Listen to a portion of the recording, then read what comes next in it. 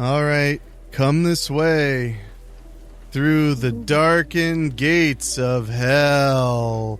Thunder sound. It's so I wasn't supposed to read that. So spooky. It is very, very spooky. There's a lot of... This building was made on an ancient Indian burial ground.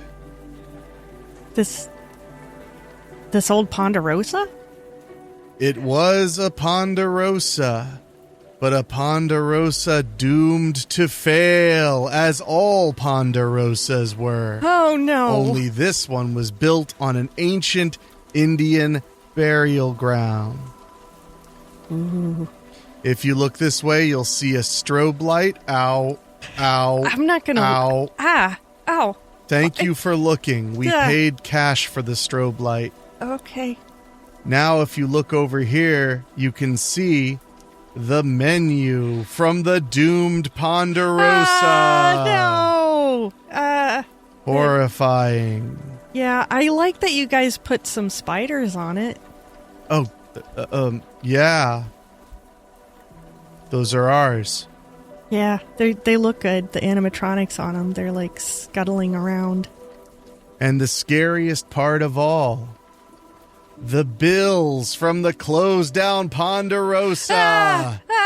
No, there's so many bills. There's nothing on this earth more terrifying than an ancient Indian burial ground combined with the horrifying and deeply disturbing margins of restaurants. No, it's so awful. Thunder sound.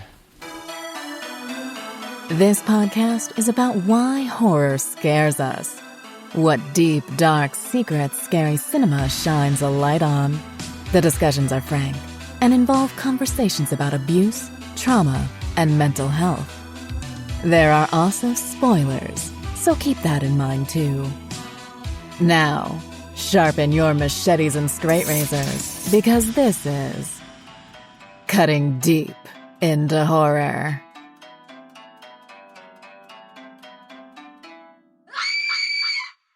Welcome back to Cutting Deep into Horror. I am, of course, your host, Henrique Couto, here with my co-host, Rachael Redolfi. Rachael, how are you?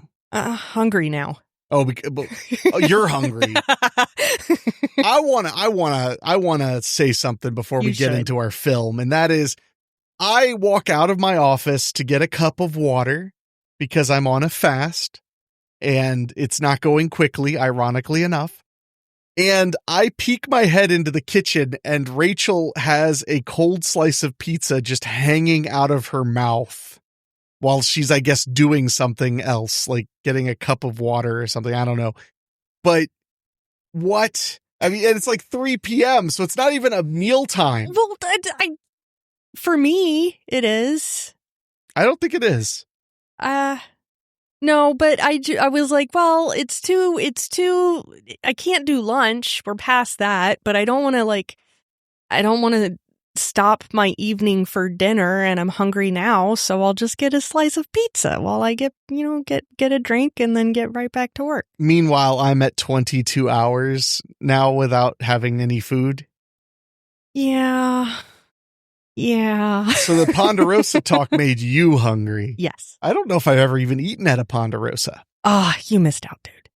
I don't think I ever did. What was it? It was like a steakhouse, right? Yeah. So it was like a steakhouse buffet.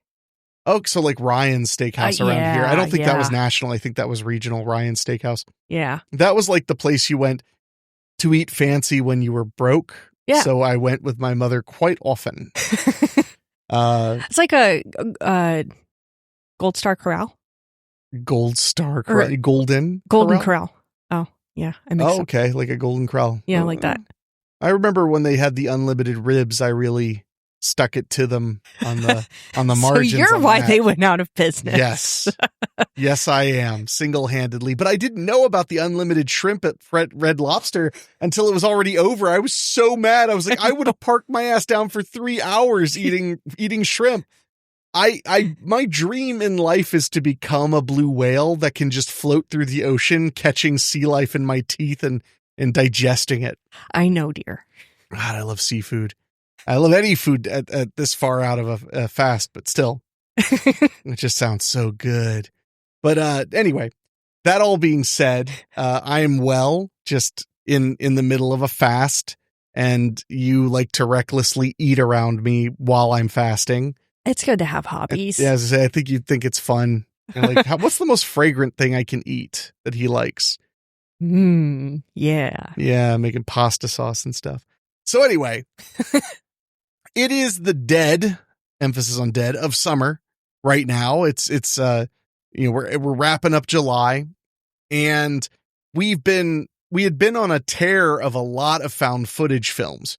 And I have a feeling we'll end up back there at some point, but we're going to take a detour here soon from the found footage movies. But I realized that you had never seen The Houses October Built. But the problem with The Houses October Built is that it instantly makes me think of Hell House LLC. And I sometimes confuse the two in my head. I know they're two separate movies, but I will be like, wait, which one is Houses October Built and which one is Hell House LLC? Like, right. I'll have trouble with that. So we decided to do back-to-back The Houses October Built, and then next show we'll do Hell House LLC. Yeah. So, and they're both found footage horror films, and this is part of kind of doing our summer ween thing. Yeah. All the kids are talking about the summer ween, doing the summer celebration of Halloween, because, it's like dead of summer is like the least fall you get. Oh, yeah. I feel like winter feels more fall than summer. I could be wrong. No, I think you're right. Just because of the cooler temperatures and you're a little more cozy. And during the summer? Oh, I thought you meant winter. No, I'm with you. No, I was more talking about how summer is so unlike fall. Yeah. But yeah, no, I'm with you. I get what you're saying. But yeah, it kind of makes you yearn for the fall, for thin sweater weather. For those 3.5 days a year where the weather's perfect. So that's why we decided to do our little Halloween in the summer episodes, starting with The Houses October Built, which was made in 2014 and was directed by Bobby Roe. Mm-hmm. And I meant to double check where it's available right now. I believe it's not on Shudder. We learned that the hard way. Yeah, we'll have to talk about that. Yeah, mistakes were made. But it looks like it's also available on Pluto TV, free with ads, Plex, free with ads, and some other places too. Just don't let them confuse you, because I went to watch The Houses October Built with you on Shudder. Yeah. And it wasn't that film. It was a different film by the same makers. It was basically the inspiration film. Yeah, like the thesis film or whatever. Yeah, apparently. I mean, did you dig deeper into where that came from or no? I dug a little bit deeper into it. I guess like Bobby Roe had made it as a passion project, and then when he was showing it to people, they were like, "Wow, this is amazing." When he took it to a film festival, everyone yeah, you need to do something with this. So the original Houses October Built, which was like 2010 range, it was a very low budget, very, seat of your pants found footage film. Because what The Houses October Built is about is a group of filmmakers, because it's a found footage movie. So of course it starts with a group of filmmakers. A group of filmmakers decide they're going to capture a bunch of haunts and kind of capture the experience, but also like try to dig into the more folkloric side of haunts. Mm-hmm. The idea that there are ones so scary and so extreme you could die, or they use dead bodies or whatever. And the original Houses October Built was actually almost entirely a haunt documentary. Yeah. With a little found footage flavor and a scare ending, which I can't lie, worked really well. It really did. I hadn't seen The Houses October Built in about 5 years. So when we were watching it, and it stars mostly the same people, as we were watching it, I was like, man, I didn't remember this. And man, I didn't remember this. And man, this is a slow burn, but I do like it. And when it ended, I was like, something's up. And then, but you went to sleep and I told you in the morning, I was like, that wasn't the right one. Yeah. Because as I was thinking about it, I was like, there was a lot more that happened in the movie I saw, I'm pretty sure. So if you love The Houses October Built, It's totally worth watching. And I guess it's like a Shudder exclusive because it's that original version. It's also like way more dated, way more like the dawn of iPhone era life, which I got a real kick out of. Time capsule. Yeah, exactly. So that one, but don't accidentally watch The Houses October Built 2011 or 2010. Make sure it's the 2014 one, and you will get a real kick out of this film. It's got a lot of fun stuff going on, but it's also just it's dripping with Halloween, because the idea is that in the last couple of weeks of Halloween, of October, they're checking out all these haunts, and they're real haunts and real haunt actors. It's just that it is also a found footage movie, so it's all kind of happening at the same time. Right. And it's really fun. I didn't go cuckoo bananas for The Houses October Built Part 2, but I did get a kick out of it. So we won't be talking about that here tonight. We're talking about the original. The OG. The OG, and a film that was helped in major part by RLJ, which is actually kind of the parent company of Shudder, to get it kind of released wider. And I think Jason Blum had something to do with it a little bit or something, but it doesn't matter. We're going to take a quick break, and when we come back, we're going to start really laying out what happens in The Houses October Built. I guess you could say we'll lay the foundation. Ooh, yeah. Yeah, I don't get it either. Right after this.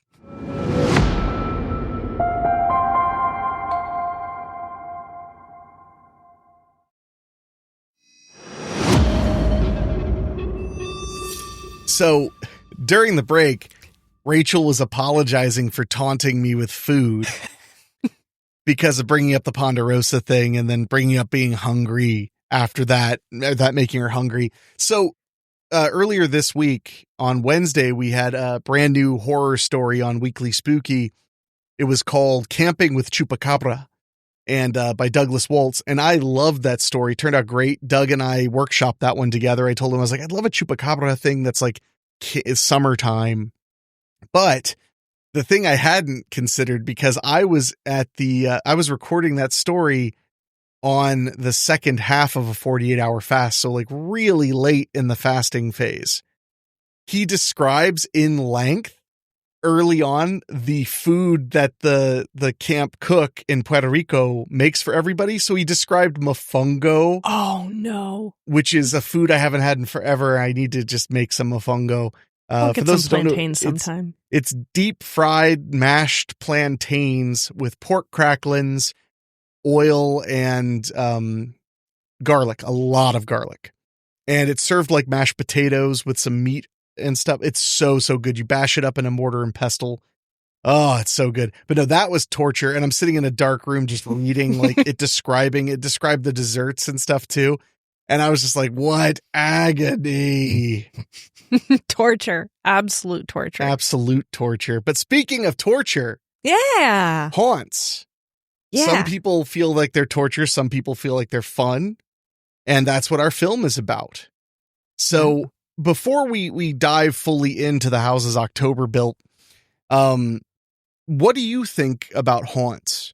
Because had you gone to any haunts before I took you to one? No. You took me to my first haunt. Wow. Yeah. This is something, I think I've talked about this before, maybe not with you, but like in the olden days, probably the days a little bit earlier than we are here for, neighborhood haunts and haunts run by churches were super common. And I don't mean these. There was a documentary called Hell House that came out in like 05, 06, somewhere in there. That was about like Christian themed haunted houses where it's like, we're burning in hell houses. Yeah, but I'm not talking about that. I'm talking about just the neighborhood church would put on goofy costumes and put up the strobe light and put up the cobwebs, and you would get to walk through a little spot of it, and they'd make it this little haunt for you. It's so weird because that was so common in some of the 80s and 90s, and then people got a little bit more about it. But before that, or later than that too, I mean, even today, one of the number one organizations that put on haunts are JCs. JCs. You don't know what JCs are? No. I knew she wouldn't know what JCs are. You know why? I don't know. I'm just picking on you. I'm stupid? No, so JC's, which used to be known as JCI USA, which is the United States Junior Chamber, are civic leadership and community service organization for young people. Okay. But not children, young adults. Okay. 18 to 40. So there are branches like all over America, and I think the rest of the country too. The whole idea is to empower young people to create positive change in their communities. So we have a JC's Haunted House still in Dayton. Yeah. I think they're called like the West Side JC's or something like that. I can't remember now. But JC's would do haunted houses, and they do it to raise money for their organization because they're a charity. Yeah. So it's very, very common for you to like see like the Miami Valley JC's, skeleton farm or whatever they name the haunt. So that's one organization that was like pushing haunts for a very long time and still does in a lot of areas. Yeah. So the first haunt, I took you to your first haunt then. Mm-hmm. Because I went to a few. I went on a haunted hayride when I was really young, and it scared the ever-loving hell out of me. A guy with a chainsaw was chasing after our trailer. Very, very spooky. I'm guessing it was down by Middletown. I was really young. I'm talking like 7, 8 years old. So I don't remember where it was, but I would guess Middletown. What was the first, where did I take you? Was it? It was the, I always call it Spooky Haw, but it's. Oh, yeah, of course. See, I forget about that one because we were invited to Terror Town. Terror Town LLC. That's not what it's called. Not anymore. They changed their name. I think you think of Hell House LLC. Their Facebook page, I remember because I followed them on Facebook for a while, but then but it didn't say that on the sign though. No, not on the sign. No, it was All Hallows Eve Terror Town on the sign. Yeah. So they're out by a little bit more toward like Cincinnati. They're a ways away, about an hour and 15-minute drive, I think. Mm-hmm. But that was really cool. It was literally an old West town, but they make it all haunted, and it was really a blast. They invited me there as a influencer 2 years in a row, and then apparently they just stopped doing that. So it wasn't just me. They just don't do that anymore. Yeah. But they were just starting. I mean, I felt for them because I could tell that there was a lot of stuff that wasn't ready, and they were trying their best to still make it really fun. And I scare easily, so it was not a problem for them to get me pretty scared. Oh, yeah. I mean, they do a great job there. They do. And, but what were your first thoughts then, walking into a spooky yeehaw? I was absolutely smitten from the get-go, because it was kind of like the perfect introductory experience. And I don't know if you remember this, because we got there a little bit early. We're standing in line and waiting for them to like open up. And there was some guys like toward the front of the line, and they started like being a little rowdy, and haunt actors came out. They were trying to like introduce their show, and these guys in the front started heckling them. Well, they were actually plants. They weren't in the front either. They were three spaces behind us in line. Oh, it was behind us. That's right. Yeah, they were plants because the haunt actors all came up and grabbed them and like beat them up a little bit and threw them into the thing. And then when we came in, they were in the stocks. Yeah. No, that was solid. That was a very solid one. And the funny thing is, they were being so obnoxious. Even the couple next to us was like, guys, just like shut up. Yeah, like, let us enjoy it. Now, of course, then there was the drunk guy ahead of us in the actual haunt who was like literally trying to ruin the whole experience. That I may have been confusing myself because of him. Well, there's always one at these haunts where it's just like, I'm not even scared. See how not scared I am? Because I'm not even scared. It's like, cool, then go somewhere else. Yeah, do something that you'll enjoy then. Yeah, stop ruining it for the rest of us. Yeah, Come stop on. being a friggin' wet blanket on a Tuesday afternoon. I hate you. I just made that up. I'm going to use it. Oh, it's a good one. Yeah, actually. It's a very good one. So that was your first haunt experience. Like I said, I think mine was, I know that at some point when I was younger, I went to a church haunted house. Okay. Because my babysitter was very religious. But I remember like a rec center or something but I don't, and like, and maybe they did like the, put your hand in the thing and like, oh, it's gopher guts. Oh, this is peeled eyeballs. And it's clearly just a grape. Well, you can't see it. That's what makes it power, spooky. the mind's eye. But I'm almost certain I've been told I went to one of those, and I think I have like very vague memories of it. But what I really remember is that haunted hayride with the guy with the chainsaw chasing after us. That was so cool. But since then, I mean, the Dayton, Ohio area, we are maggoty with haunts. Yeah. We have so many haunts. I haven't gone to all of them yet. I'm hoping this year to go almost every weekend if I can find people that will go with me. Nobody ever wants to go with me. Well, I have weekends free now, so... Yeah, but then you'll be like, I'm so cold. After we've been there 25 minutes, you'll start dying. But I still, like, once we start having fun, I think I'm generally pretty game. You're probably going to die in the cold. I mean, yeah, that goes without saying, but that doesn't mean I can't be game beforehand. That's a fair point. That's a fair point. Well, we're going to take a quick break, and when we come back, we'll dive into the particulars of the haunts they're looking at in the houses October built right after this.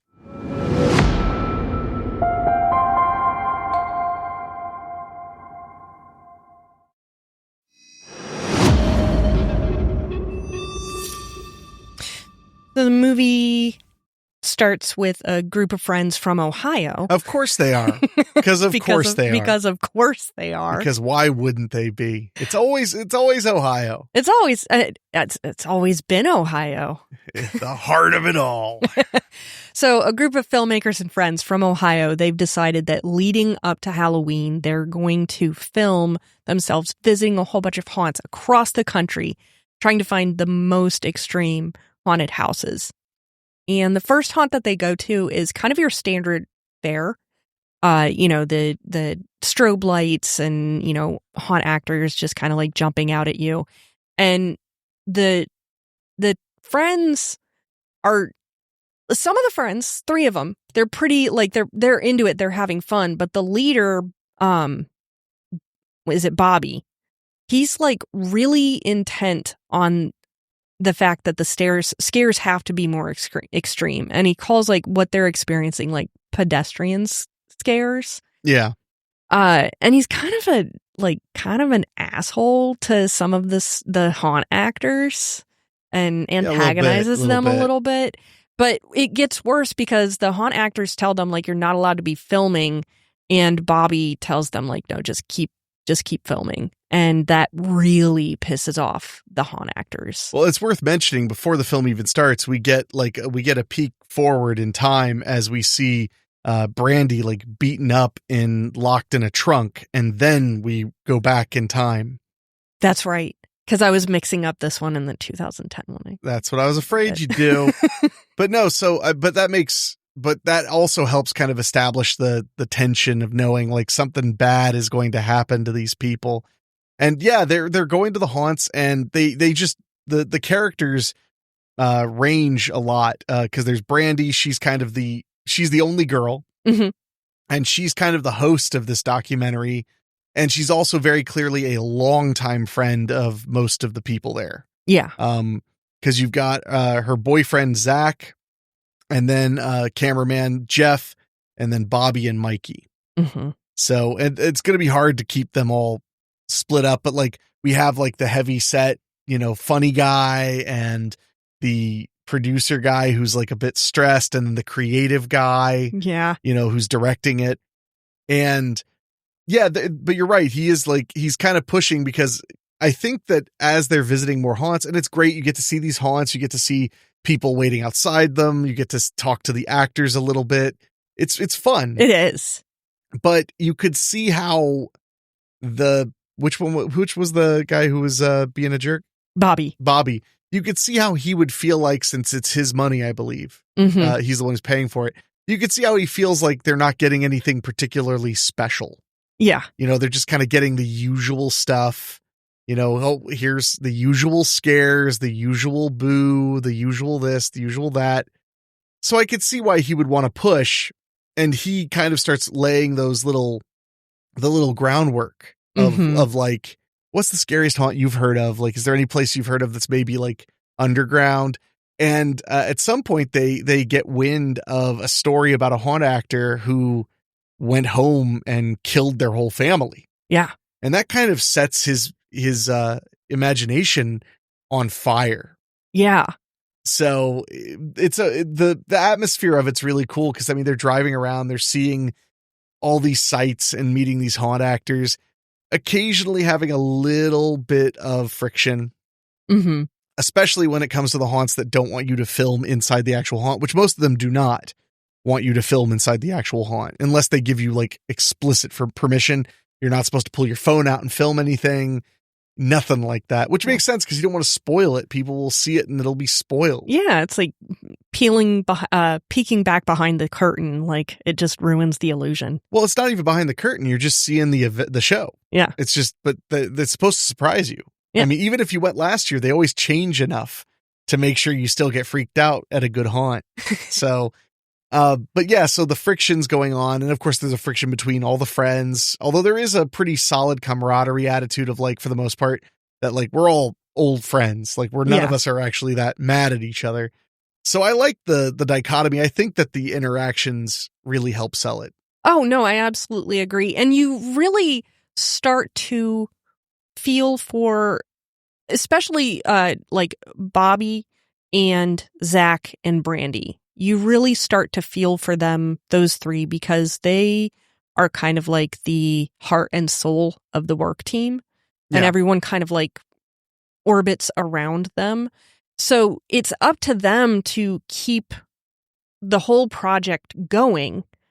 But there is kind of that question that Brandy and Zach pose fairly early on, which is like, is this safe? Like, should we really keep pursuing this? And of course, Bobby's answer is always an unequivocal, yes, we should keep digging. We should keep digging more and more. And like the further we're going to dig, like the more we're going to get for our film. And this is going to be great. And one of the things that I really loved was the countdown to Halloween. Yeah. I kept showing how many days till Halloween. Yeah. That was great, not just for the atmosphere of the film and not just because it made me more and more excited for Halloween, but because the very, very first scene of the movie was Brandy getting thrown into a trunk. You kind of, every time that you know, Halloween draws one day closer, you're like, okay, I know some shit's going to go down. Yeah. When is it going to start happening? Which it starts happening pretty early on, because after they leave the first haunt, after kind of like antagonizing the haunt actors there, they start getting pursued and followed by somebody in a pig mask. Yeah. And it starts out really weird because they realize that the person that pursued them, they had seen them at a haunt like 300 miles away. Yeah, it was like 200 or 300 miles away, because they say that they're like, it can't be the same guy. That like we drove a day. Yeah, like how would he get here? So it does start out pretty innocuous, and then it, of course, you know, keeps getting darker and darker the more they pry into what could be going on. Well, and haunt actors, I mean, that's one of their superpowers in general, is just kind of like staring you down, making you nervous. You know, I love it. They're not afraid to do that. Sometimes they'll like hold steady after you've like kind of laughed and broke. They just won't let it go, and to keep you unnerved or keep you on edge. I could see why it would be a lot of fun, having been a professional wrestling manager who was a bad guy. There's something great about getting a rise out of people, but when you get to go after them one by one, it's a hell of a thing. Like the haunt actors that hang out by the bathrooms and stuff to like, or mess with you in the line and things like that. Oh, I love those guys. It's a fun experience, but yeah, there are definitely like little red flags of like, this doesn't seem like a normal kind of haunt experience right now. Yeah. That keep getting dropped throughout it, but that Halloween vibe of like friends and spooky good times still carries the film. And I think that's one of the reasons people enjoy it so much. Absolutely. And when we get back, we'll talk about how not fun it starts to become right after this.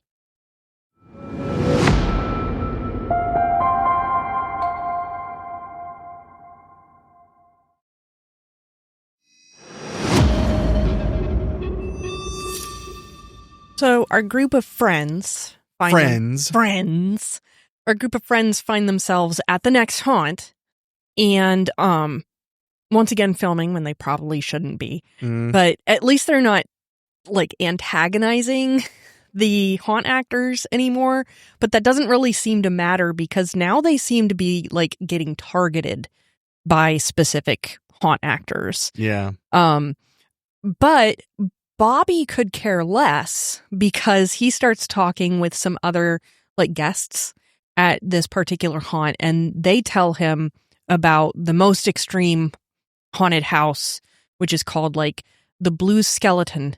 And it's not actually a haunted house. It's more like a haunted experience. And like, the house moves. Yeah, the house moves every year. And they tell him that this year it's in Louisiana.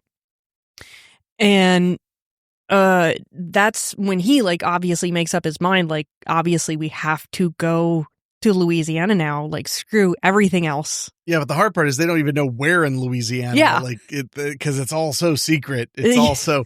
I also want to mention every time it says Blue Skeleton, I keep thinking of Red Skelton.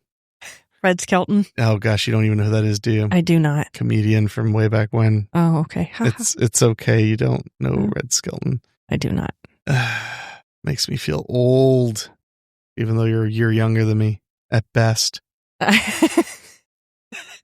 best. At best.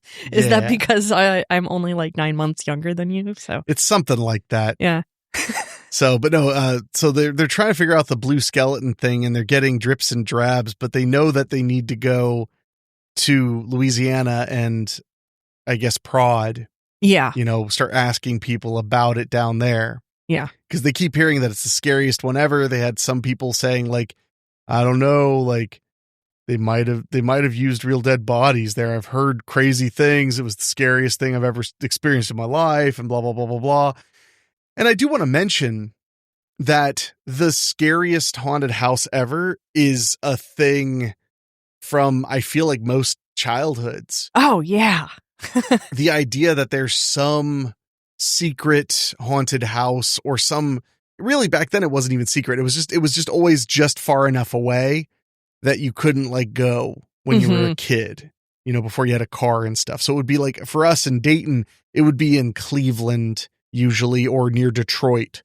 They would say like, oh, there's a haunted house there. And like, it's in an abandoned hospital and it's got 10 floors and nobody's ever made it to the 10th floor because it's so scary. And if you do, they give you $1,000, but no one's ever succeeded. And there have been haunts that have done gags like that. Like if you make it all the way through, you win all this money. I think they even talked to one in this. Yeah. They say like, nobody makes it through the end because there's like no way to. Yeah. Like it's just a gag. But that was the thing growing up, this idea that there were these haunts so scary no one could ever finish them, which I always found awesome because that's pure imagination fuel. Yeah. That you're just thinking like, whoa, like nothing can stop, nobody can get through it. It'll stop everybody in their tracks. It's so scary, but then you never hear what is scary about it necessarily. So you go, oh, well, then it must be fill in the blank of all the things you find the scariest in the world. Yeah. Which is hilarious. And there are, as time's gone on, there are extreme haunts, very extreme haunts out there. They even talk a little bit. They talk to one guy who goes to this one where they like simulate a suicide and stuff in front of everybody. I've never been to one of those that's like that, like crazy, like gored out. I've been to some odd ones and I've been to some nastier ones. Of course, Land of Illusion. I always think of, oh gosh, what was his name? The doctor. I was going to ask you if you could remember his name because I love him. It's not like Dr. Satan, but it's something like Dr. Satan.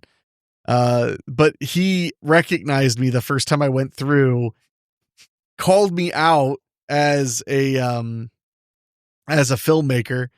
And then I really wish I could remember his name because it's not Dr. Satan. That's a character from, Dr. Psycho is his name because Dr. Satan is from House of a Thousand Corpses. His big gag, I love the carny. I worked in professional wrestling. I've traveled the country selling things. I love the carnival. He does a geek act at the end. So for those who don't know, the difference between a freak and a geek in the context of the carnival is freaks are born and geeks are made. So a freak would be somebody who has like a deformity or a birth defect that people would pay to see. And I know this sounds barbaric. We're talking about a long time ago, but a geek was somebody who learned to do something shocking or disgusting for money. Things like biting off chicken heads, which is actually the original term for geek, was people who bite chicken heads off. The original geek show. Yeah. But then also, I mean, like people covered in tattoos, like completely covered in tattoos, like that look really kind of scary. That's a geek act.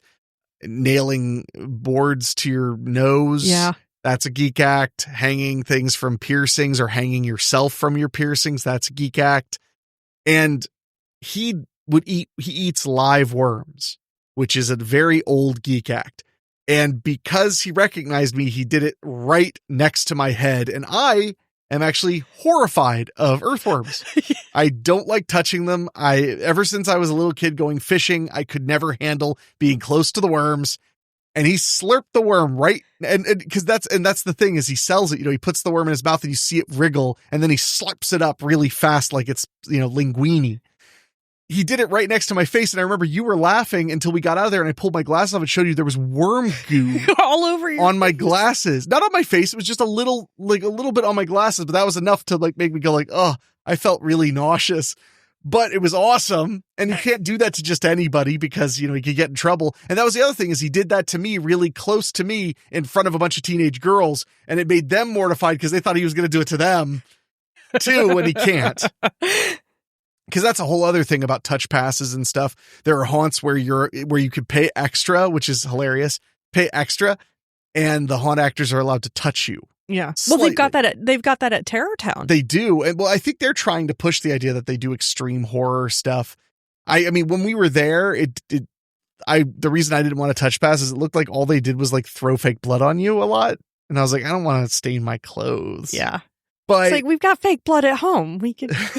But I'm sure that there's other stuff and they built it up a bit. But like, what was it? The Hotel of Terror. I can't think of the full name of it. It's going to drive me crazy. It's like Face Your Fears, the Hotel of Terror. That's one of the scariest ones around here. It's a one attraction. We went there one time. We went in the middle of the night because they close at like 2. So often we'd hit an attraction that had like 5 haunts and then run there and catch that one right at the end of the night.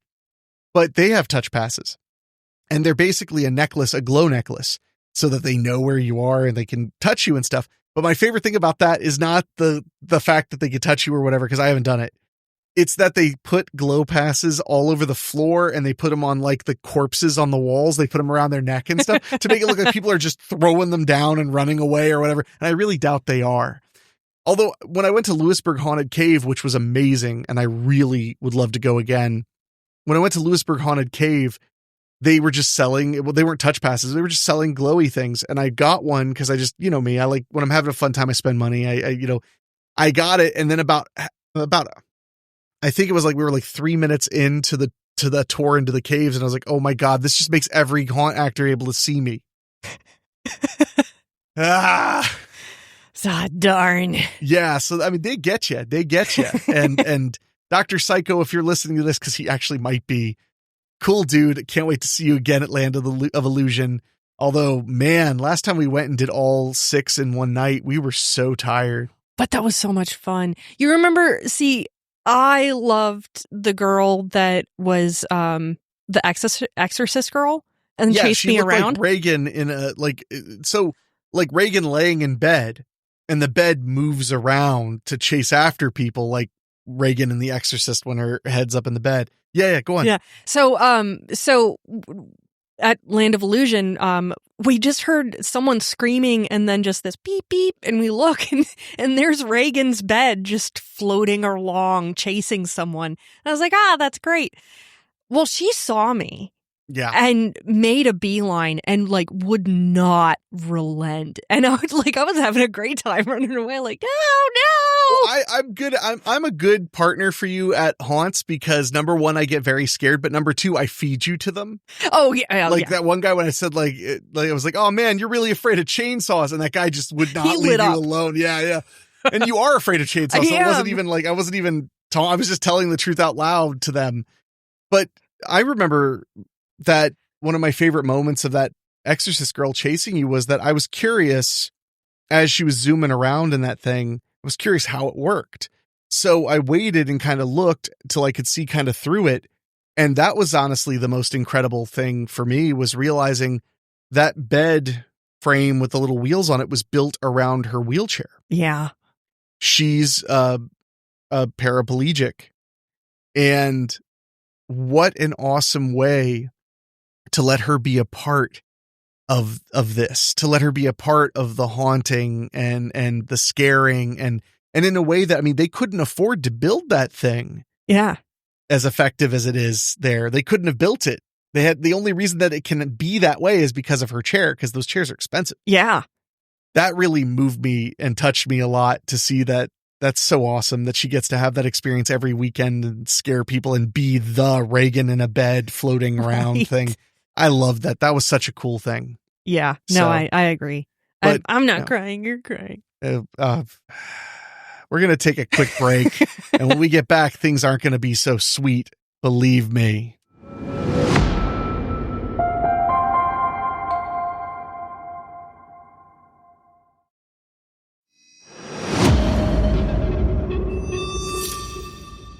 You kind of answered this before the break, Uh-oh. but I wanted to ask you, since you have gone to maybe not a ton more, but more haunts than me, what is a ton more?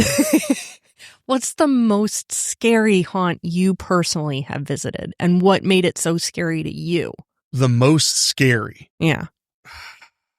It might be Lewisburg Haunted Cave, because there's a part where you're running through the cave, and it's kind of what you'd expect. I mean, the light gags and the weird and the railing things and like the things you walk on it and it dips suddenly and makes a loud sound.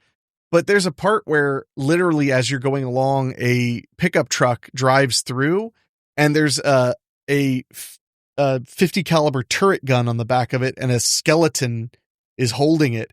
And it fires real 50. I mean, I'm sure they're blanks, but it fires rounds.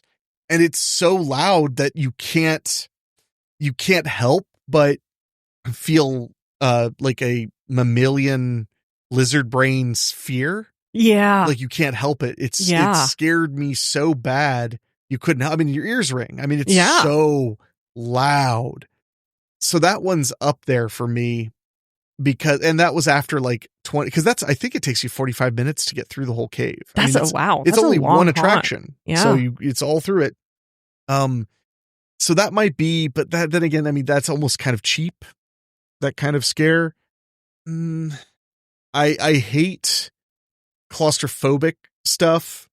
Definitely gets to me a little bit. Pure darkness definitely gets to me. And I love the use of that because that's brilliant. I mean, you barely need anything to scare people, just their own lack of sense. I remember when they did the blackout when we were at Land of Illusion last year, they had you walk into this room. It was brilliant. The little gazebo before you go in the maze is just a white room and the lights are all super bright. And then he just talks nonsense. He basically is like, don't touch anybody. They won't touch you. Da, da, da, da, da, da, da, da. Watch where you're going. Da, da, da, da, da. And I saw him look at his watch at one point. I think he was literally counting. He was like making sure he had us for 30 seconds so our eyes had adjusted to how bright it was. Cause then they kill the lights and put you in a room where everything's painted black and there's no lights. Yeah. And it was, I mean, insanely dark. I mean, you're like peeling your eyes open as wide as you can and seeing nothing. Yeah. That stuff's really fun and scary too.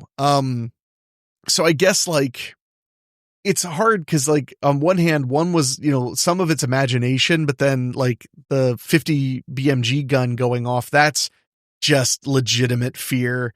There was also the first time I went through one of the Land of Illusion things, they had a thing that made it look like a semi truck was going to hit you. And it was really sudden. You saw it. Yeah. I remember that now. happened when I didn't know it was coming. That really scared me. Like that shook me up a little bit. Yeah. For a while. Yeah. So, I mean, there are a lot of things because like the gore and stuff, it's just too hard. It's too easy to feel like to know it's fake. Yeah. And the jump scares are great. I mean, I love a good jump scare, but like if it was just off of a single scare or off of like the concept all around us, it's probably like Lewisburg or that Blackout experience were pretty solid. I know that, although, see, this is a tough one because every time Face Your Fears Hotel of Terror, every time I think about it, though, I think that's the scariest haunt around here, though.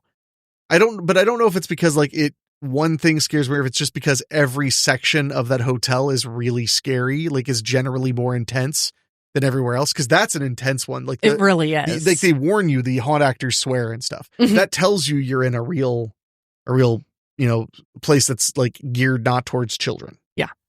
So I don't know. That's a tough one. I wish I could just go, oh man, this one time, but I've been to a few, and I went to a haunt, an incredible haunt. It was called something Manor, like Grimley Manor or something, up by Cleveland. I was at Cinema Wasteland one year in October, and so I had worked on a movie earlier. I was probably 19 or not. No, I was 17. And I'd worked on a movie, and all the effects artists were from that haunt. So they gave us passes. So we all went, and I was scared. The biggest haunt I'd been to before that was the Psychopath at Yellow Jacket. You know where Yellow Jacket is, right? Out by yeah. I think it's out by Springfield or something. But it's like a Native American camp area. And they used to do a thing my buddy Tommy Gunn used to run called the Psychopath, and it was a haunted path. And that was scary. Like when I was 14, 15 years old, that scared the heck out of me. But then it's like I didn't do another haunt because they were too expensive growing up. I didn't do another haunt until I went to that one in Cleveland, and that one was massive and tons of actors and lots of like weird story driven things. Like this one lady started following the girl ahead of me around, asking her to give her a stone from outside, and like making it sound like it was super, super important. Like, give me a stone from outside, which I found really eerie. I was also stuck between two women that were probably in their 20s that I knew from that movie. So I ended up being like the person that they were grabbing, like each took my hands and they were screaming in my face the whole time, which was very amusing. Oh, I'm sure. So that one was pretty scary too. But yeah, I don't know. Every now and then a haunt actor will like look at you and like really pull off the like dead eye and really get you. Yeah. And I'm just a sucker for jump scares. Jump scares get me. I can't help it. Something suddenly comes at me. Cause don't forget, I filmed, it wasn't my movie. I was working on a friend's movie, Steve Rudzinski's, Karis Hell 4, out now, I believe. I was working on that, and that shot at a haunted schoolhouse. It's a haunt. Oh yeah. You were telling me all about that. They literally just let us film there, and they told us like specifically where you can't get blood and where they don't care. Like blood is just a bonus. And we were allowed to film in all of their set pieces. This was a couple months back. They hadn't even started doing the major upgrades yet. So no one was there. Oh, nice. It was just us. And it was kind of weird because you had the combo of the liminal nightmare of being in an empty school combined with being in literal, like having to walk through haunted houses. And everything would take forever because it's not a maze, but it literally, makes you walk the longest amount in each room by having the walls the way they are. But at one point when we were filming there, I never got like super creeped out. I did notice like it kind of smelled. And then Steve's wife, who was a haunt actor for years, was like, "Ooh, let me find it." And she found, they had like, literally it was like a glade that's cat pee. And I don't know if that's for something else or if they make that just for haunts. But it makes it smell dirty. Well, yeah. So, but at one point, we were trying to figure out how to run an extension cord somewhere. Because there are like windows and doors and secret passages that you can find. Like usually a curtain is where, the haunt actors would pass through. And at one point, I was looking at this little door. And I was trying to figure out how to open it because I was like, oh, I could run the cable through here maybe. And there was a little latch on it. So I pulled the latch and it just slid and dropped down really fast and made a loud sound. And I realized, oh, that's the haunt actors flipped that. And through gravity and the 2x4s just hit the concrete and it makes an insanely loud sound. But everybody else they weren't filming, but they were like walking around quietly trying to find where to put lights. So like, bam, like this loud, incredibly loud boom. And I was like, sorry, I guess that's what that does. It's pretty funny. So, but things aren't going to be funny when we come back, because while we're enjoying reminiscing about haunts and such, our intrepid crew, not so much, as they get closer and closer to the blue skeleton. Ooh. Right after this.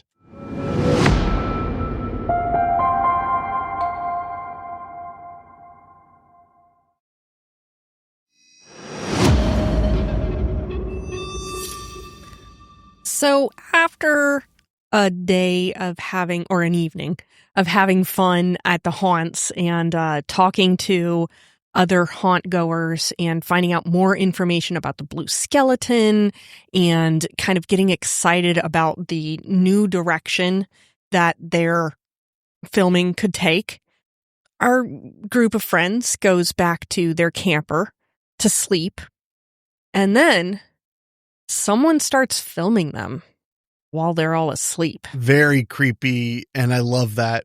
Yeah. That they're all asleep, and all of a sudden the camera they've been using is just up and films everybody laying sleeping, including the person who usually holds the camera.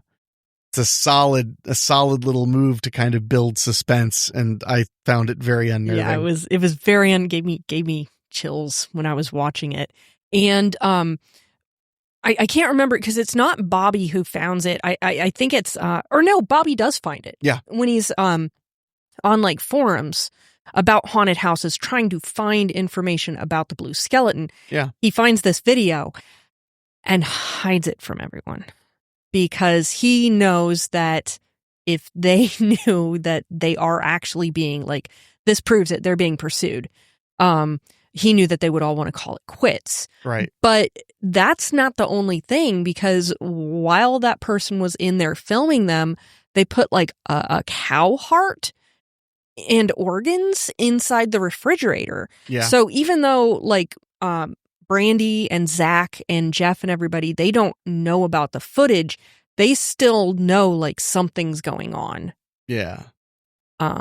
Well, Zach is the one who tells Bobby to keep it a secret. That's right. Yeah, yeah. Because he even says, like, I know Brandy, she wouldn't want to keep doing this right. if she knew what's happening.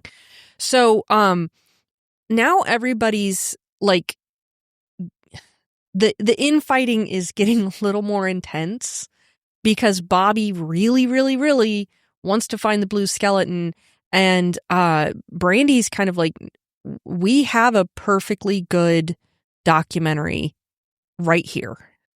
We don't have to go chasing, you know, like this isn't even what, like before our documentary was just supposed to be like all the different haunts in America. And now you're trying to find the most extreme haunt. Like, why are we doing this? And so like, I think that's what's interesting watching the Thesis movie, the 2010, 2011 film, and then watching this one is in the original film, it was very much less like it felt much less like Bobby was pushing everyone as hard. It was just more like, oh, we just kind of fell into discovering this. Whereas with this one, it feels much more like Bobby refuses to drop something that anyone in their right mind would have understood, like, this is really dangerous. You shouldn't keep pursuing this. And I think it's kind of interesting, those two differences. What do you think about that? I mean, I would agree, but the big element is like the combination of, or not even the combination, is the addition of the fact that they want to make a really good film. They want to make a memorable film. They want to make money. They want to be creative. And about 2/3 of the crew is fine with good enough. Yeah. And I think that that's what makes it compelling, is that all he wants to do is find something nobody else has found, because everybody and their brother can run around with a camcorder and just film the haunt actors between scares or film people waiting in line to see something scary. Anybody can do that. But if they could find something like that, that's what's up. And at one point, I think it was Bobby. I'm having trouble remembering which one's Bobby and which one's Zach in my memory.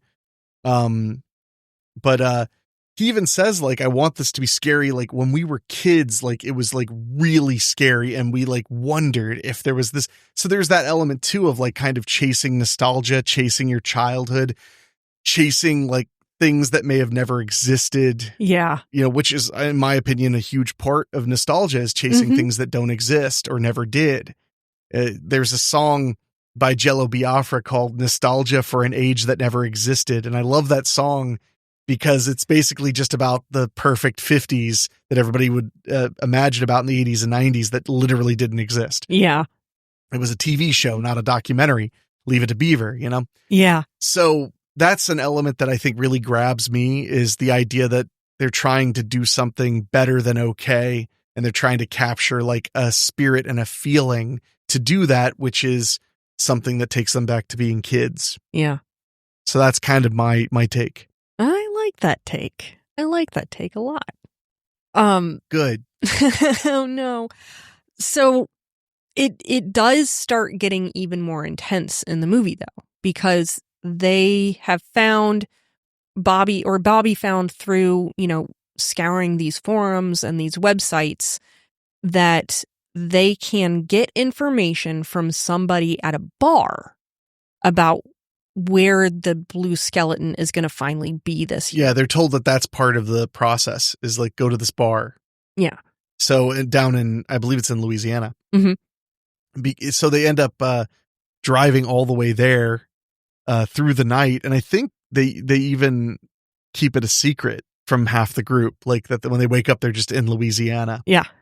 But when they go to this bar, things get pretty creepy pretty quickly, as there are guys who appear to be haunt actors that are drinking there that start pushing them around and you can't be recording here, and or why are you recording and all this. But then when they go to hopefully talk to somebody, it ends up leaving Brandy alone with these guys.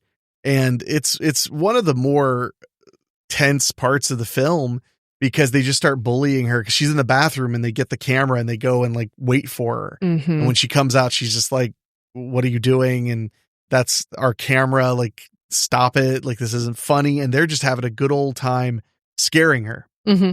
And that's another element of the film that I feel like I think is sometimes lost on people, because it's not, for the kind of people who love horror movies, it's not really a very appropriate thought to have. And that's why I'm not going to say it until after this break, but I'll have my hot take right after this.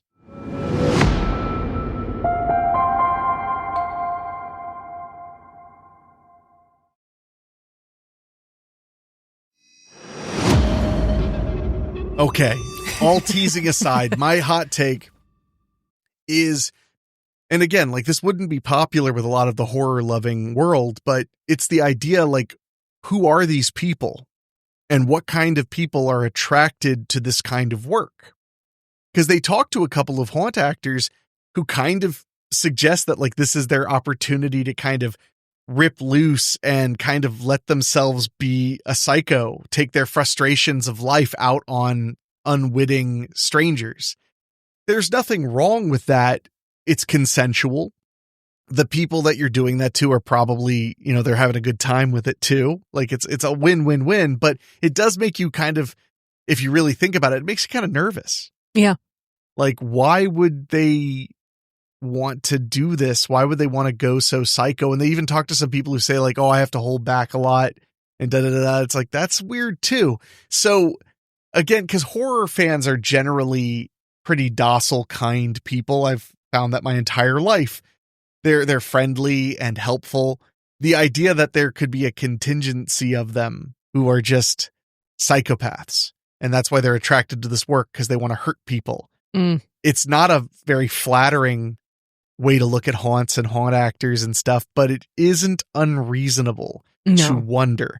And I have a friend who, she's told me she won't go to haunts because she's afraid that there are really psychos there. Of course, I told her, I was like, that is super silly. Like, why, like, you're going to be the one person ever that actually gets murdered by a haunt actor in the entire world. It'll be you. You'll be the first. It's a little silly. Yeah. It's a little silly. I mean, don't get me wrong. Like, dude, go to the carnival. I mean, a lot of those people are ex-cons and drunks and stuff like that. It can make you nervous. So, like, you don't know who's there, but that's kind of the point, is you are going there for a vacation in fear. Yeah. So I don't know, but that's kind of my takeaway, though, is that one of the elements of this is just the idea, who are these people, to quote Jerry Seinfeld.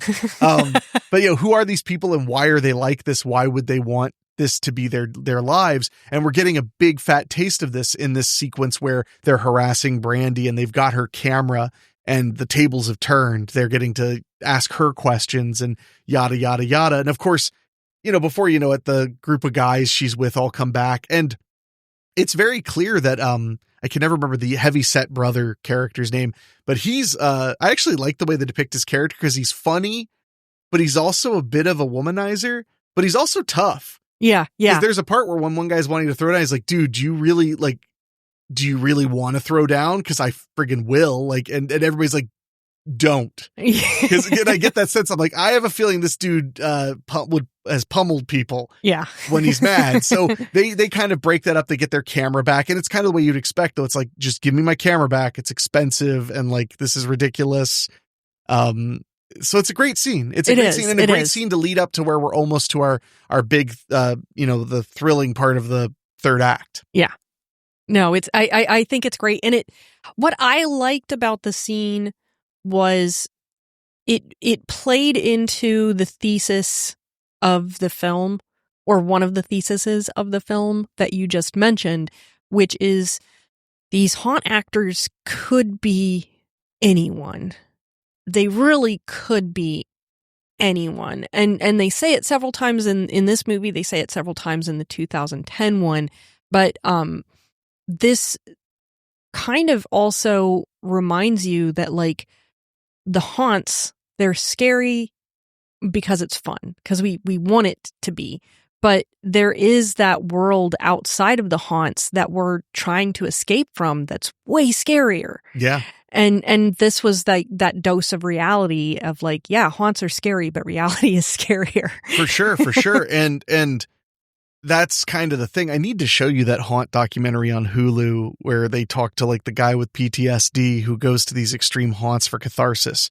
It's really fascinating. That does sound fascinating. Because the human fear reaction, and I mean, just catharsis in general, is very odd how it works, how experiencing things similar to what hurt you can help you heal. Yeah. It's a very interesting part of the human psyche. But I also want to mention, after they get out of that bar, one of the best elements of this film is the RV, because it gives you all these cool extra gags. I mean, they live in the car. It has all these lights and cameras built into the RV because you have to be able to see around you. It's a very big recreational vehicle. And I love this sequence where after they have left the bar and everything, they go back to the RV and they find themselves surrounded by dozens of haunt actors. Yeah. All around them. But then the lights cut out. And when the lights come back on, they're all gone. And that's another great moment too. Super scary. And I want to mention, there was a haunt actor scene earlier that also got me really well. They were just camping not far from one of the big haunts. And this guy who just looks completely insane comes out through the woods and just, he's like smoking a cigarette or something. And they start talking to him and he sits by the fire. And at one point he is a haunt actor, and it's not, the twist is not, there's no twist. He is a haunt actor, but I love how when they say like, oh, are you from the haunt or whatever over there? He's like, oh yeah. He's messing with them by acting like, cause he's so clearly a haunt actor. He has the makeup on and stuff. So he goes, oh yeah, that one. Like that's how haunt actors will be though. They'll be like, oh yeah, this is for the haunt. Yeah. I'm not just a crazy person. Yeah, anything to get your goat. Yeah, no, it's stuff like that. Super fun. But after they all disappear, it's a very scary scene. The next morning, they get instructions on how to meet with their connection at the Blue Skeleton, which is the rendezvous is at a big Halloween festival, like this massive Halloween fest. Yeah, I got the feeling that it was somewhere in New Orleans. Oh, no. What gave you that feeling? Was it the fact that it was basically Mardi Gras? Yes. Okay. No, it was. Which is like the only thing I know. Definitely New Orleans. That's all you need to know about New Orleans. Well, that and like beignets. Which is a part of Mardi Gras too. Yeah. Man, don't talk about beignets, man. I'm so hungry. But yeah, so they go there to rendezvous with their Blue Skeleton person, and almost immediately Jeff finds himself lured to an alley and cornered by a clown, including one of the weird actors who seem to be following them around. And it's starting to get really creepy. And it looks like in order to sign up for the Blue Skeleton, things they get real kidnappy real fast. Ooh. And we'll talk all about it after this.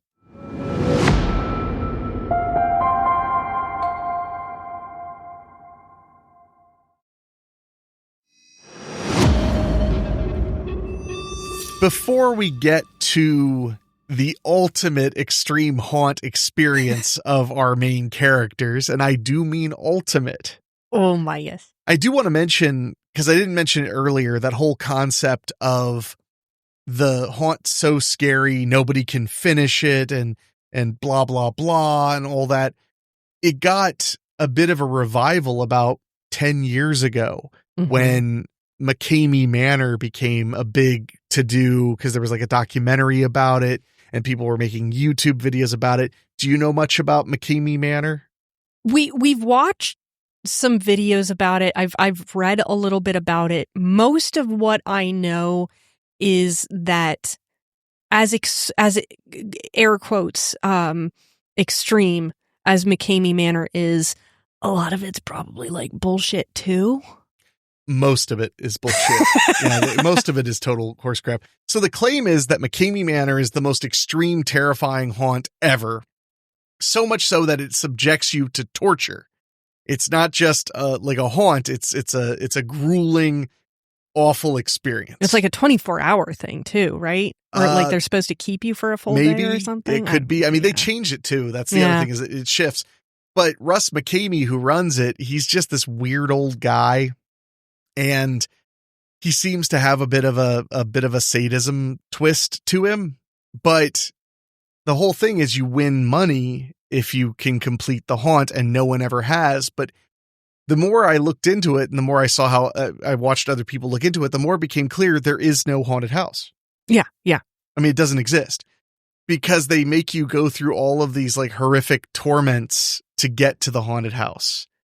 And nobody ever completes it because they're literally like dunking you in water. In one of the documentaries, I mean, he hired ex-convicts and stuff. People who would be a little bit scary, but like, it's funny too, because there's so much weirdness to the McCamey Manor thing. Like, it's so dark and evil, but do you know what it costs to go to McCamey Manor? No, what? You have to donate 1 bag of dog food to the local shelter. Yeah.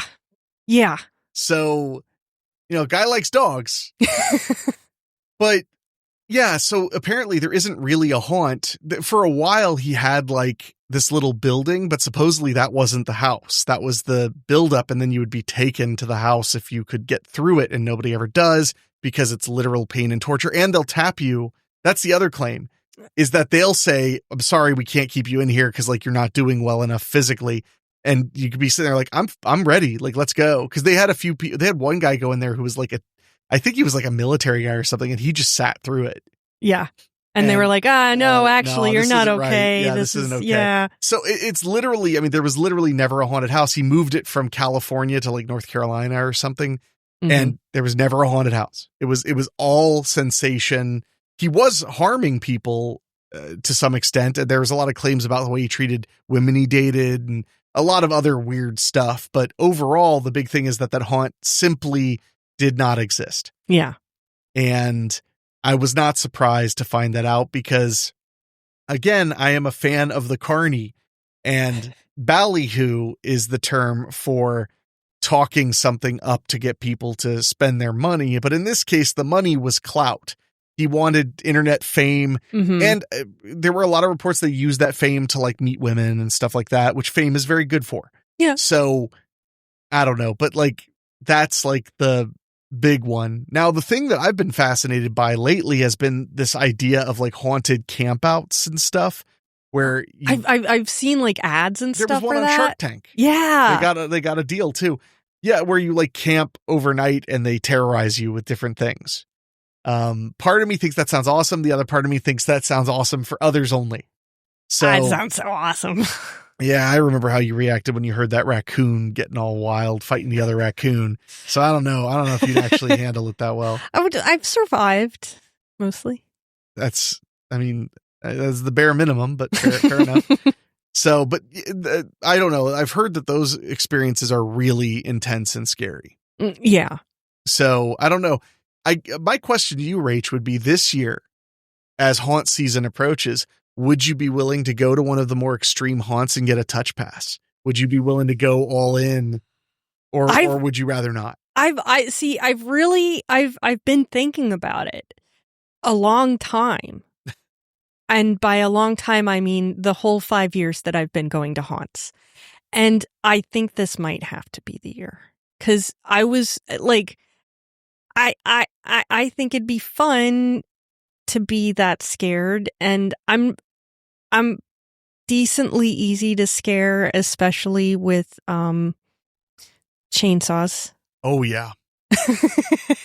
And I like having fun. So that's one of the things you taught me about haunts, like straight out of the gate, is you're only going to have as much fun as you let yourself have. Yeah. And so like the more you suspend your disbelief and play like you're scared, the more scared you're going to be and the more fun you're going to have. And like, I don't know. I think it could be fun to be that scared.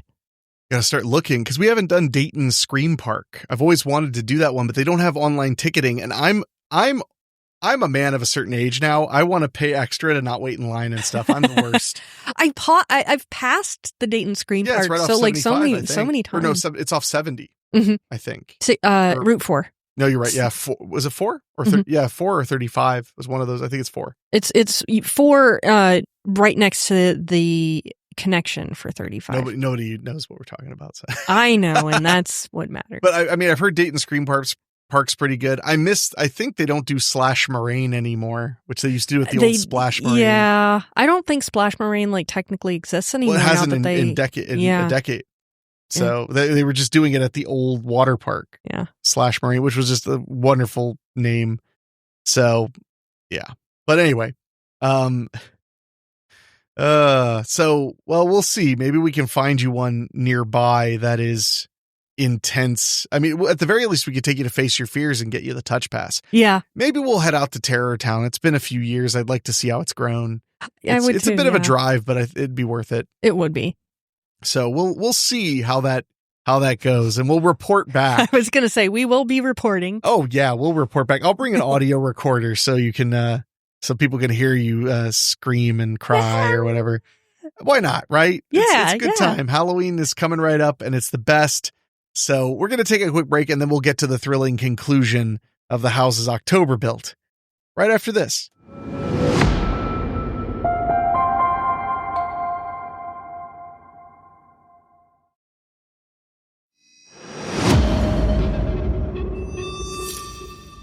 So our now group of friends is only 4. They can't find, was it Jeff who got kidnapped? Yeah. They can't find Jeff at all, which of course is super easy to do in New Orleans. I don't know why they would have so much of a trouble finding him in such a big Halloween party. But no, they can't find him. They try calling him, but they can't get through to him, and then they get a voicemail just giving them a location to meet. Right. So they pile into the RV and they just park, and it's like, this is where it kind of lines up with the ending of the 2010 version a little bit, but it, kind of digresses. Yeah, they pull up to like a big parking area behind like a warehouse, and then a school bus just slowly comes up and parks right in front of them, so like they can't get out. And when the bus parks, the doors open and they like push out Jeff, and he's bound and gagged. And the group of people that's kidnapped Jeff, they're all wearing hoods, and they say like, you either give us brandy or we're killing Jeff. Isn't that it? No. They send them a text telling them to leave the RV or they'll kill Jeff. That's what it is. Leave the RV. Sitting in a school bus. So they're like, come out and, or we'll kill Jeff. So Zach does it, but the rest of the group doesn't want to. And then they're all dragged out. Yeah. Like by all these haunt actors just burst in and pull them out. And then they're put in hoods and bound, and then put in the school bus to be driven off. Mm-hmm. So and Zach is the only one that's like keeping the faith. He's like, this is part of the experience they're selling. Yeah. This is it. This is it. This is it, guys. No one else believes him. No. I think what I got myself confused with is that's when, since they're all separated, though, that's when they throw Brandy into the trunk of the car. Well, that's after they arrive. Oh, okay. Yeah, that happens because they're all on the bus together. Yeah. Yeah, when they get to the location, the men are all dragged out and Brandy is driven to another location. She's given a camera and told to like film everything going on around her. Mm-hmm. So after that, all the group end up in like a haunt that seems like kind of a traditional haunt, except that it's deadly, I suppose. And it's got a lot of good scares, a lot of classic haunt scares, creepy little girl character that's really, messes with you. This is stuff that like definitely gives you a strong payoff. Yeah. They do bring back the glow stick gag. Yeah, the glow stick gag was really effective in that first kind of trial movie they did. Yeah. And they bring it back a little bit. But yeah, like Zach is put in like a pitch black room. He gets like bludgeoned to death. Yeah. And then everybody's terrorized until it's kind of revealed that the whole plan is to burn them alive in coffins, which is mortifying. But meanwhile, Brandy's being buried alive in a coffin. Yeah.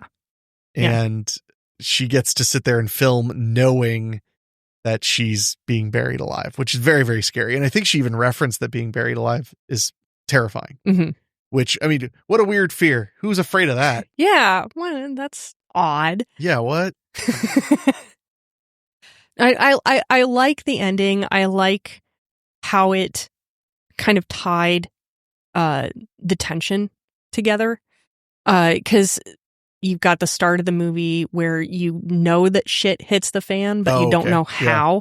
And so kind of like seeing how it all plays out. Yeah. I really like that. And yeah, I feel that of all of the found footage films that we've been watching this summer, I feel like this one does have one of the strongest reasons why they would keep filming. Oh, sure. Even when things like going sideways. Well, especially since then they're being forced to film once they. Yeah. Yeah. That helps. That helps a lot. You're being forced to film. But I think that it's definitely a strong found footage film. And I think that being found footage definitely makes it a little bit scarier than it would have been if it would have been just like a straight narrative film. But I also think that this one blurs the line a little bit more between found footage and narrative film, just because it does have that sequence at the beginning kind of showing you what happens. Okay. Yeah. I mean, technically it's still not a narrative film, I guess. Yeah. But I mean, having that like cold open kind of tease, there's a filmmaking term for it. I'm trying to remember. It's called like in medias res. In medias res. In medias res. Yeah, that's what Wikipedia says. Which in the middle of things, or in the start of things, or in the middle of things. So, which is showing like something from later at the beginning, which is a very common way to kind of get people excited about what's going to happen later on in a story. No, I think the characters sell it really well. I think the scares are really well done. It's unlike next week's film, Hell House LLC. This one is entirely about humans causing danger for humans. No ghosts, no supernatural. It's people, which I think makes it scarier. It does. I absolutely agree. Well, it's like I said, during the bar scene, it's like sometimes you have to remember that reality is much scarier than the fantasy of horror movies or haunts or, what have you. Yeah. Humans are the scariest monsters. I mean, at least they're the ones you actually encounter, day in, day out. Yeah. I'd be much more afraid of what people would do than anything because people are real. Yeah. It helps. Yeah, that does help. So, but I mean, in the realm of found footage, because, you've been going through this like found footage education, where does it stand to you as a scary movie? I'm going to say on a scale of 1 to 10, this was a 7. It was definitely up there. I'd say that it definitely wasn't quite as scary as Wreck. That one I think like scared me more. But I definitely think that it's up there. I'm trying to think what it would what else I could compare it to that we've watched recently. Because I don't want to say like, oh, it's so much better than Cloverfield, but Cloverfield's one of my favorites. So I mean, you don't have to if you don't think that. Like, I don't know why you would have to. What about you? I mean, I think it's a solid. It's solidly kind of in the middle. I would consider it, memorable. It didn't scare the hell out of me, but I had a really fun time watching it. I thought overall it made sense. It didn't break too many logical rules, which I always appreciate in a found footage movie. So, I mean, I think it's worth watching if you like Halloween time horror movies, regardless of its found footage element. I agree. It'll definitely get you in the mood for Halloween. Yeah, without a doubt. So, and speaking of our next show, we're going to be covering Hell House LLC, a film that came out a year after. They basically came out like 7 or 8 months apart, but it's very similar except in concept. This one is about a group of people who are opening a brand new haunt in a real haunted location just outside of New York City. I love the title, Hell House LLC. I think that's just a perfect way to represent it. It's available to watch with ads on YouTube, Tubi TV, Pluto TV, the Roku channel, Plex. All those places have it available to watch free with ads, or you can watch it on Shudder or AMC Plus with your subscription. So it's very easy to get a hold of and give it a watch. If you've never seen it, it's a lot of fun.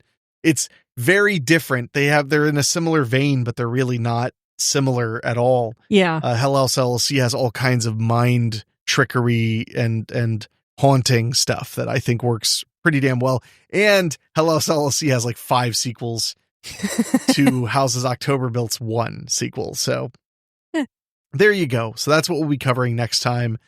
So is there anything else you got, Rach? No, I'm really getting excited for spooky season now. Like now I'm thinking like, oh, we gotta like get the decorations ready and go to a haunt that closes at 8:30 p.m. so you can make it without falling asleep. I'll just drink a ton of coffee. There you go. Well, thank you all so much for joining us on Cutting Deep into Horror. I hope you enjoyed our little conversation about haunts and the films about them. If you want to send us an email, you can do so at weeklyspooky@gmail.com. We would love to hear from you, whether it's about our opinions on the films, recommending a film, whatever you want, at weeklyspooky@gmail.com. And if you love what we're doing here, please consider leaving us a 5-star rating on Apple Podcasts or Spotify. It really helps other spookies discover the show. And while you're at it, head to weeklyspooky.com/join to find out how you can support the show directly, get 2 bonus shows every month, and over 5 years of creepypasta readings and audiobooks. That's weeklyspooky.com/join. But now we'll leave you with our music by Ray Mattis, and we'll see you next time with Hell House LLC.